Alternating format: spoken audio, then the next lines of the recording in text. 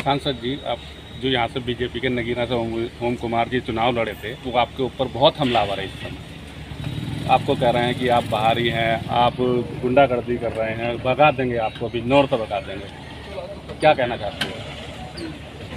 वो मेरे सामने ही चुनाव लड़े थे और यहाँ की जनता ने उनकी परफॉर्मेंस के आधार पर उनको पिछली बार जितने वोट मिले थे भारतीय जनता पार्टी प्रत्याशी, उससे भी 50,000 वोट कम दी। इसका प्रमाण ये है कि उन्होंने जैसे काम किए हैं, जनता उसी तरह का जो है उनको समर्थन दे रही है।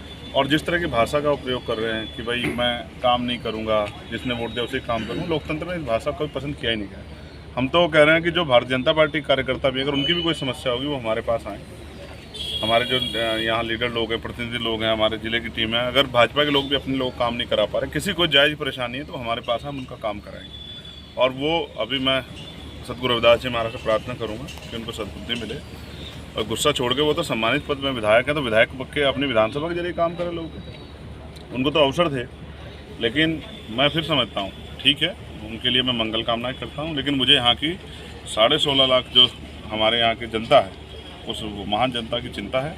और उसी के लगातार मैं सभी मंत्रालयों में और पार्लियामेंट में भी मैंने तमाम इशू उठाए कि भाई हमारे यहाँ ना अच्छे हॉस्पिटल हैं, ना अच्छे कॉलेज हैं, ना अच्छी यूनिवर्सिटियाँ हैं, ना स्पोर्ट कॉलेज है, ना ही जो पर्यटन का क्षेत्र है, ना ही जो उद्योग धंधे लगे हैं, तमाम तरह की परेशानियाँ, बाढ़ की परेशानियाँ हैं। तो मैं अभी 1-2 दिन बाद ही जो है जल मंत्री जी से मिलकर जो है कोशिश ये करूँगा कि यहाँ जो बाढ़ की समस्या है, इस पर जो इसका उचित उपाय हो, क्योंकि बाढ़ से हर बार परेशानी तो पैसा भी आता है, लेकिन वो पैसा फाइलों तक, नेताओं तक सीमित रह जाता है, वो ज़मीन पे नहीं लगता। और जब ज़मीन पे जाके लगता तो हर साल बाढ़ की समस्या से लोगों को जूझना पड़ता। अब यहाँ का एमपी वो नहीं जो किसी कमीशन के चक्कर में जो है और वो घर में बैठ जाएगा, या यहाँ का एमपी ऐसा अगर कहीं काम होगा और उसमें लापरवाही बरती जाएगी, तो जो अधिकारी लापरवाही बरतेंगे उनके खिलाफ भी कार्रवाई के लिए वो लड़ेंगे। सांसद जी, आपने कुछ दिन पहले, लगभग 20 दिन पहले एक बयान दिया था नमाज और कांवड़ को लेकर। उसी के पलटवार में ओम कुमार ने कहा कि मुसलमानों से इतनी हमदर्दी है चंद्रशेखर को, तो अपने घर में नमाज पढ़वाएं।